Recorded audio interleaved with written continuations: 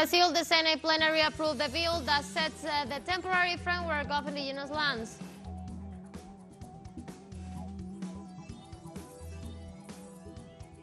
In Argentina, Women's and Diversity Collective marched to commemorate a global day of action for access to legal, safe, and free abortion. In the United States, Republicans in the House of Representatives are moving forward with an impeachment proposal against President Joe Biden.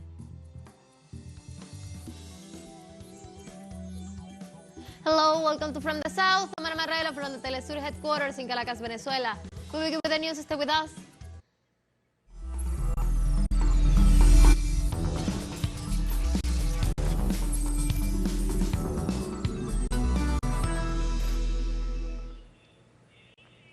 In Brazil, the Senate plenary approved the bill that sets the temporary framework for indigenous lands. The bill was approved on Wednesday during a plenary session with 43 votes in favor and 21 against. The initiative states that the indigenous peoples will only be able to claim ownerships of the areas that they occupy permanently before October the 5th, 1988. The date of the promulgation of the Constitution. The bill is a response to the decision of the Federal Supreme Court, which last Thursday ruled that the temporary framework invoked to stop the demarcation of indigenous territories is contrary to the constitutional framework.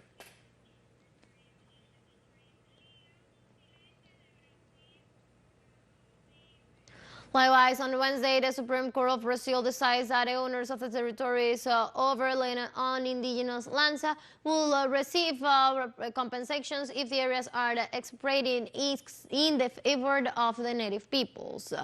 Indigenous organizations point out that the proposal is a reward for illegal invaders. They also warn that the breach opened by the Supreme Court will encourage the illegal occupation of lands with public funds, which implies violence against their people.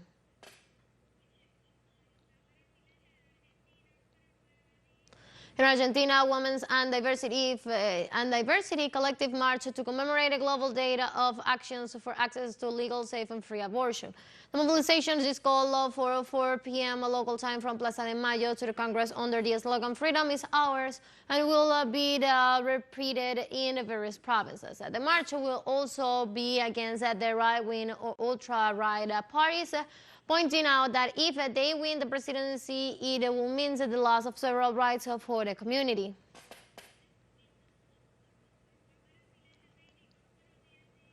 In Mexico, on Wednesday, the government informed that human remains that could belong to some of the Ayotzinapa students who disappeared in 2014 will be analyzed in a laboratory of the University of Innsbruck in Austria.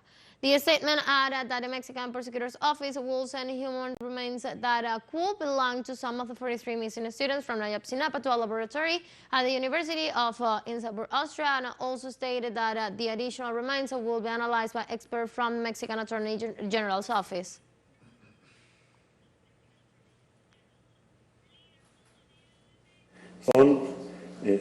We have other remains pending identification. It is the first time that we are going to make them known.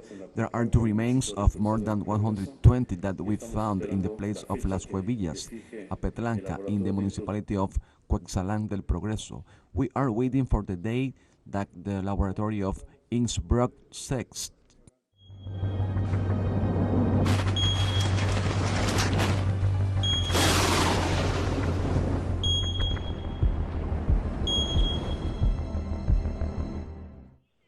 In Brazil, multiple states remain on alert for those simultaneous weather events. In the state of Amazonas, 45 cities are in a state of emergency due to the drought, which is expected to affect 100,000 people.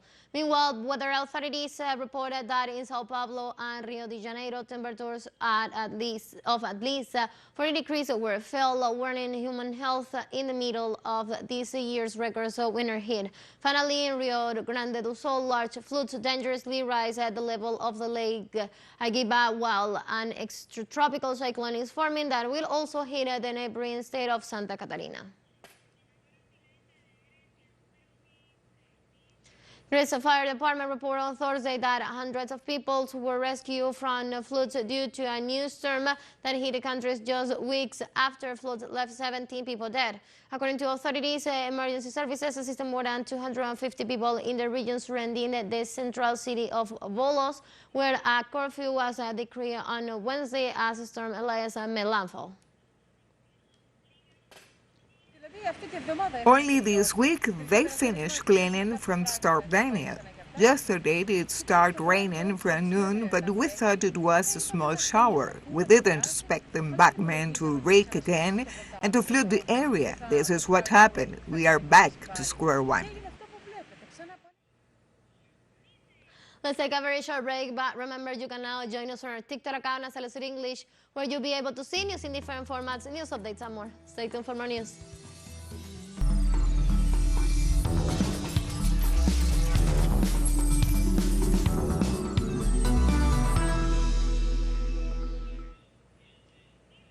Welcome back to From the South.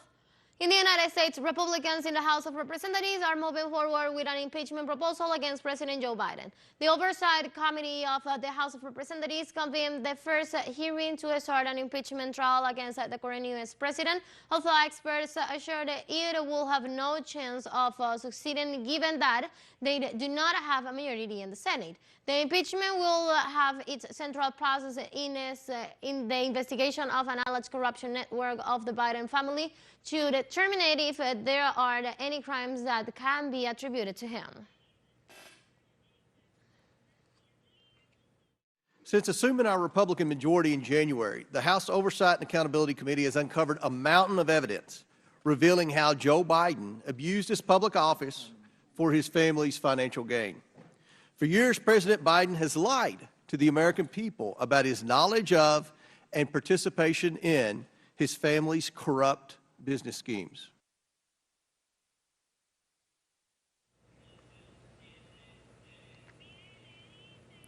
James Comer stated that with the impeachment initiative against President Joe Biden, the investigation will focus on the impeachable offenses. Speaker Kevin McCarthy, House Republicans have now opened an impeachment inquiry into President Joe Biden. By opening an impeachment inquiry, our investigation is now focused on whether President Biden engaged in impeachable offenses under the U.S. Constitution. It empowers Congress, elected by the people, to continue providing the answers, transparency, and accountability that the American people demand and deserve.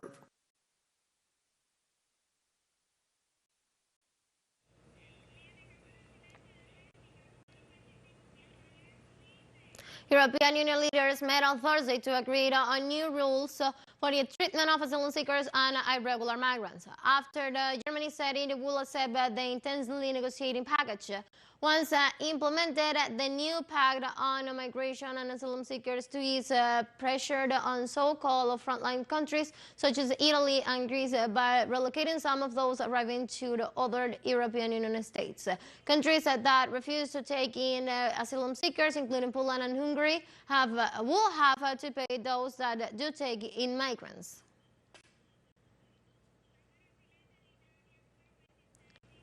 On Thursday, the Italian Council of Ministers approved new measures to face the current migration crisis in the region. According to the communique, the agency informed that within the norms of the initiative, the norms related to the special procedures from the processing of the requests for the international protection were modified. The measure establishes that if the request for asylum is repetitive, the police commissioners might proceed with the deportation of migrants from the national territory. In Armenia, the government of Yerevan reported on Thursday that more than half of the population of Nagorno-Karabakh has left their homes and moved to Armenia after the military operation of Azerbaijan.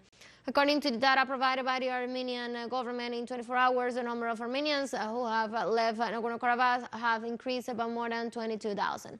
Most of the displaced have relatives to take them in, while the rest are settled in shelters, hotels, reception centers, and other buildings in the city of Gori, which is located near the border with Azerbaijan.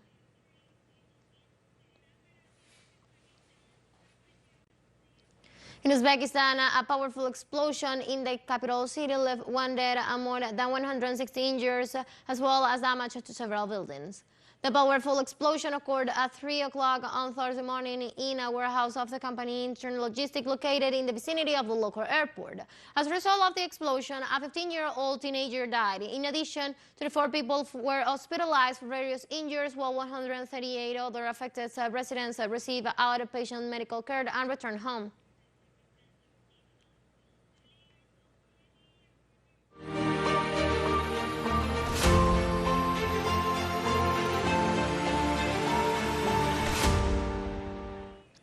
On a visit to Kiev on Thursday, NATO chief Jens Stoltenberg, in a press conference alongside President Volodymyr Zelensky, stated that Ukraine's ties with the military alliance had not been so close. We strengthen our political ties to an unprecedented level by establishing the NATO-Ukraine Council, a body where we can consult and take decisions together.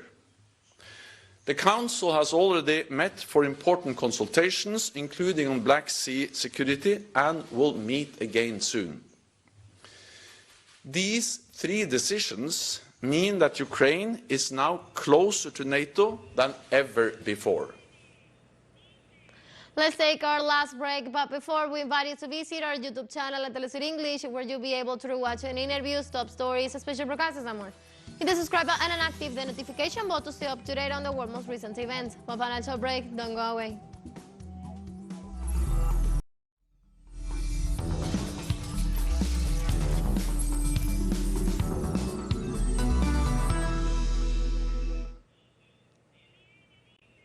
Welcome back. On Thursday, Burkina Faso's military junta claimed to have thrown a coup attempt almost a year after the country's current leader seized power.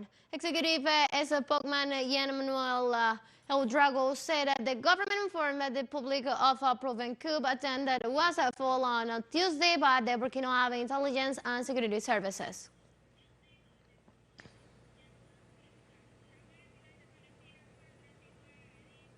Israeli occupation authorities reopened the main crossing with Gaza on Thursday, allowing thousands of Palestinian workers to reach their jobs in Israel and the occupied West Bank after nearly 2 weeks of closure.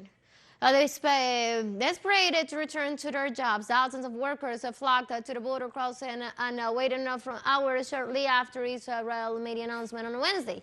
The Erez crossing is the only crosswalk out of the coastal enclave into Israeli territory for the approximately 18,000 Gaza Palestinians working in Israel. I'm traveling to Tel Aviv. We knew at midnight that the Erez crossing would open today, and we've been waiting ever since. And it is already 7 now. There are approximately 10,000 workers waiting to cross. Some are going to Tel Aviv and some are going to other destinations. Thailand police seized over $80 million worth of narcotics in one of the largest single hauls in the kingdom's history. Officers arrived at a building in the center of Nakhon Pathom City late on Wednesday night, arrested 4 men and uncovered a huge stash. For national police chiefs, it is one of the largest quantities of drugs ever seized, valued at about 300 million baht, $8 million US. This is one of the largest amount of drugs ever confiscated. There's about 15 million Java pills. There's happy word, fight, and about 443 bars of heroin, which is considered a lot since we don't really see heroin in our country, and about 400 kilograms of crystal meth. In China, an American-Brazilian startup producing assistance multifunctional tools for people with disabilities has been seeking out new opportunities in the country. Established in 2015, tech firms key to enable work to produce sustainable solutions for people with motor, intellectual, and physical disabilities, and has been developing innovative educational and assistance technology to help with the everyday task. I went to Shenzhen and also Hangzhou for some manufacturers, and I realized that I need to start doing this made in China. It will be most efficient and low cost. So we can produce more, we can do all of our solution here in China, and we can spread this to the world with a low cost. So we want to make it lighter and rubberize it. We have come to the end of this news brief, but you can find these and many other stories on our website at telesurenglish.net. You can also use us on our socials. We're on Facebook, on X, and on Instagram as well. For Telesur English from the South, I'm Ana Marrero. Thank you for watching.